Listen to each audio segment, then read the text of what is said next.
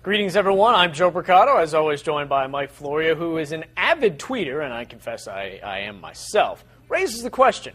We had, during the NBA season, Bucks guard Charlie Villanueva got in trouble for tweeting during a game. The LPGA Tour is trying to get some of its athletes to host Twitter sites and kind of get the word out about what they're doing.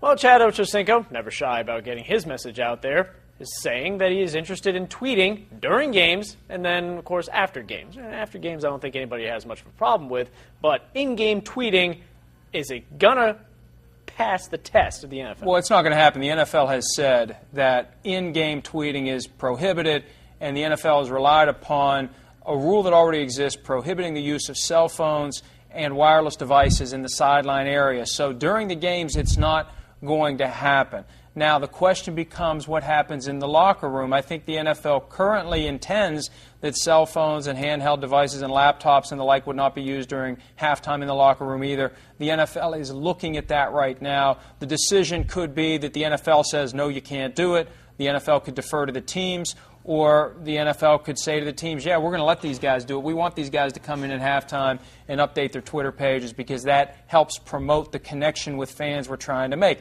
And that's what this all comes down to. The NFL really likes this tool, despite the name. I hate the name. A lot of people hate the name. But it's a great way to interact with fans. And a lot of NFL players are using it. Coaches are using it. Greg Aiello, Brian McCarthy, NFL spokesman, they use it. Rich Eisen, NFL Network, he's a very active user of it.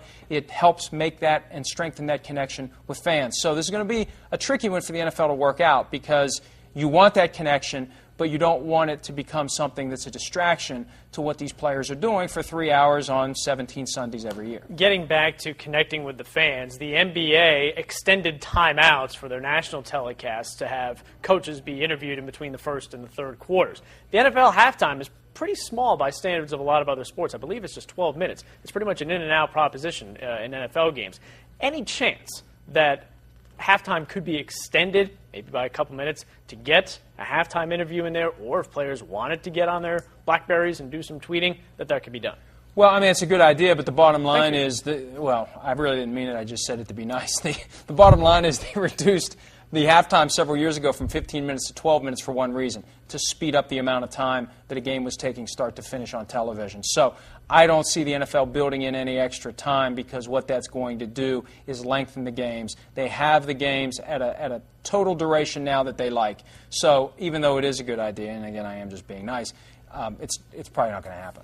You can follow PFTV and our updates at Pro Football Talk on the Twitter site. What about yours? It's yours. What about you? It's Joe Bro WDTV, but nobody's going to that. Pro Football Talk on Twitter.